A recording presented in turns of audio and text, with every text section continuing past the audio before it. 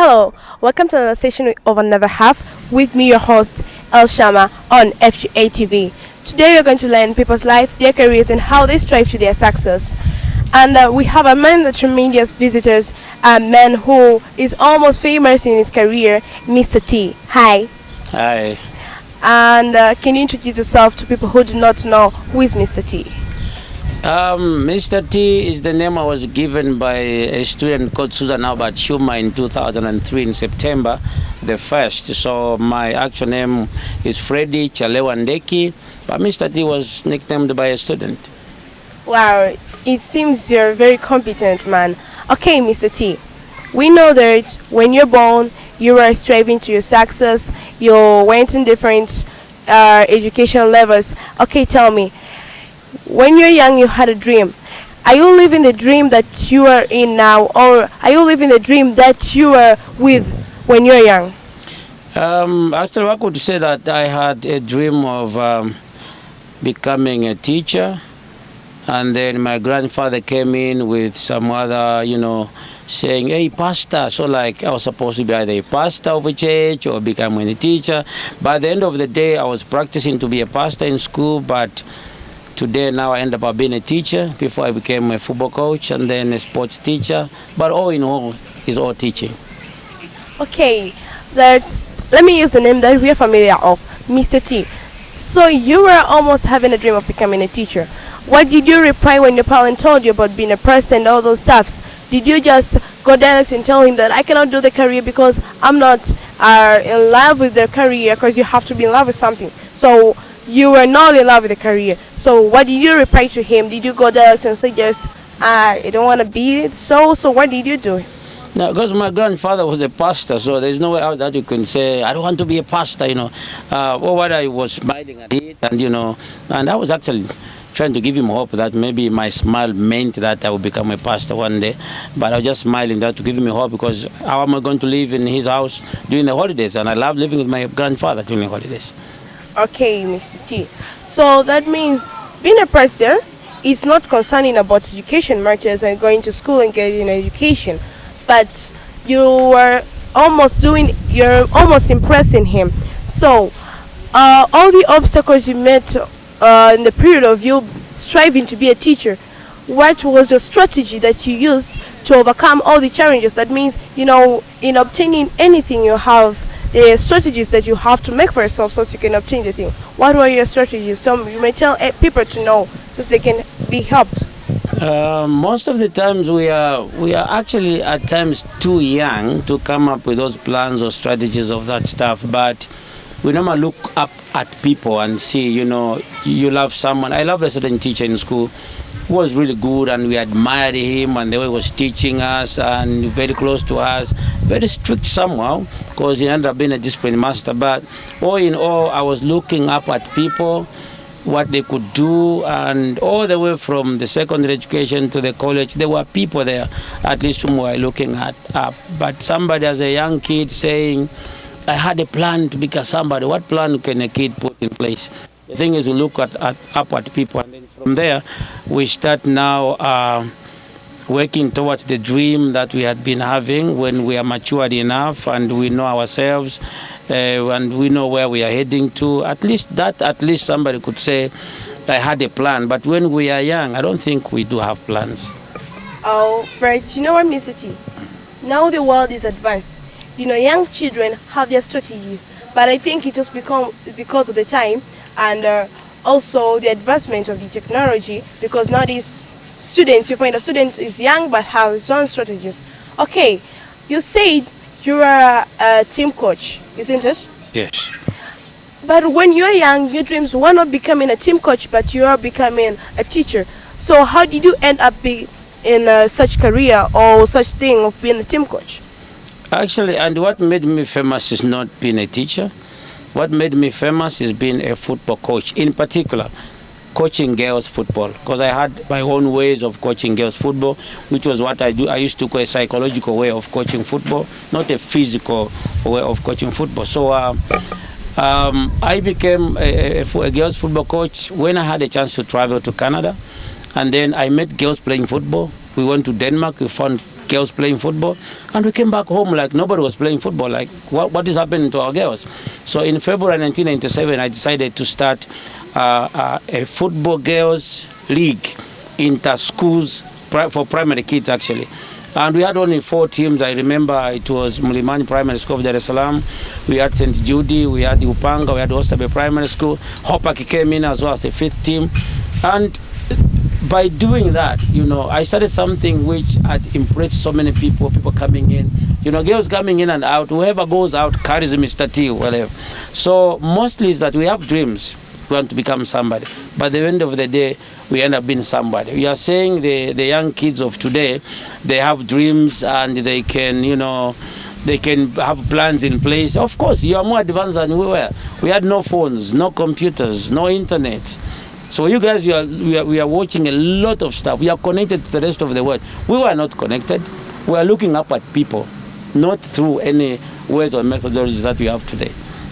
Okay, Mr. T, you were looking up at people. Were those people motivations to your life, or were those people just there to help you continue? Because we know nowadays, we students, we have our motivational people. Like I have is Sarah Jex. So tell me, why Sarah Jex? Sarah Jex, okay. Yeah. And who's that one? If I don't know Sarah Jex? Then is my motivational helper, and I use her in my life. And what is this person doing? She's almost speaking motivational places, so yeah, she motivates. Then tell me, were you looking for them so you can strive or reach like them, or were you just because I want to be a teacher and I see a famous teacher, I see a good teacher, I see among the best teachers? Was that what you are doing, looking after them like your motivations, or looking after them as the people who you can see? The way they used to perform their duties, the way they used to cooperate, the way they used to incorporate us in their programs, the way they used to talk to us on ways on how we should behave. That was today. You can go to the internet and open up to any motivation speaker you want, and they can talk to you. You can have hundreds and hundreds of them in a week. But for us, maybe we can get that thing maybe once in a week, once in a month. Someone comes up to talk to us. Now, for example, if I give an example of, many people know the living legend, Mwalimu Alex Kashasha. Alex Kashasha taught me in a teaching college. He was my coach, he was my teacher. And, the way I was looking at him, like, at times I feel like I could be like him.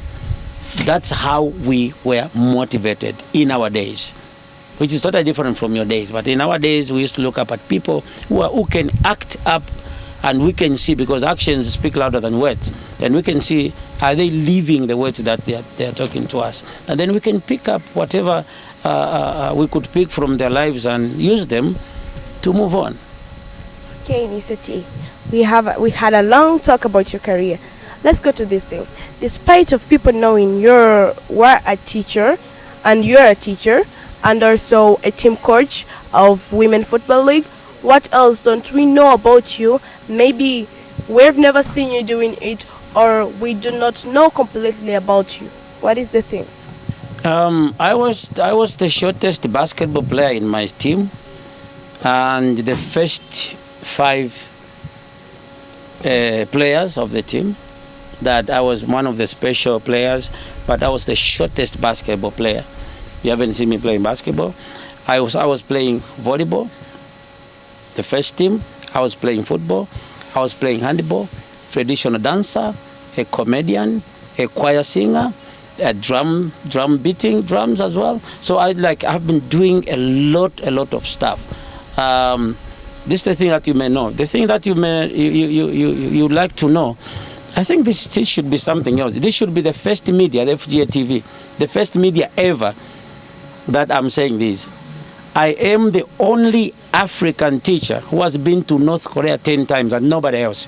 If there's anybody who could challenge me through the media, I'm the second person in the world to go to North Korea 10 times. The first one is a Russian man who has been there 11 times. The first thing I'm saying in FGA TV. Wow, it seems that a lot of things that we didn't know about you, and they are very tremendous. This thing is really wonderful. So, Mr. T, tell us, in all the journey of your life and all those achievements that you have achieved, and all the, I mean, you have achieved a lot.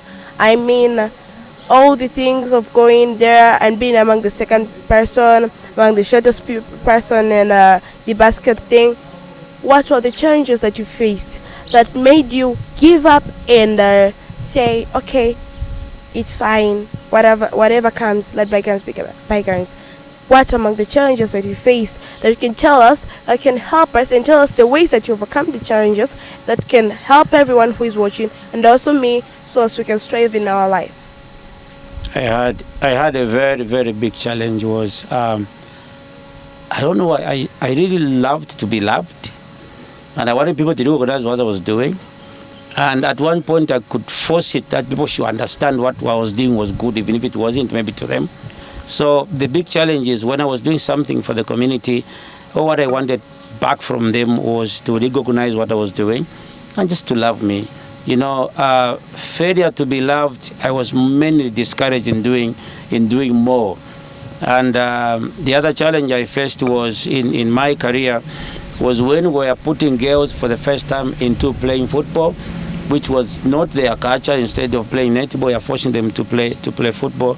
So that was a big challenge. It was just to change the mentality, the perception of the girls from netball to football, and today where they are playing football, so that's not a challenge anymore. But most of the challenges are in somebody's mind. No, the challenge you are counting on may not be the challenge of the other. The environment as well could be the challenge, but we are the masters of the land. We are the masters of the environment. We are the masters of everything in our reach. And you cannot have a tree becoming a challenge to you, where you can plant it, you can cut it. So most of the time the challenges are in the mind. If we trust and believe in ourselves, I think we can move on through the challenges. Okay, and Mr. T told us the main thing is that the challenges are in our mind. So a lot of people face psychological challenges, not that the environment, because environment is controlled by us. That means we have sometimes psychological challenges that we tend to call them our life challenges. But there is no life challenge that cannot be solved by a person. Okay, Mr. T, for all the discussions that we have, okay, let me ask you a question.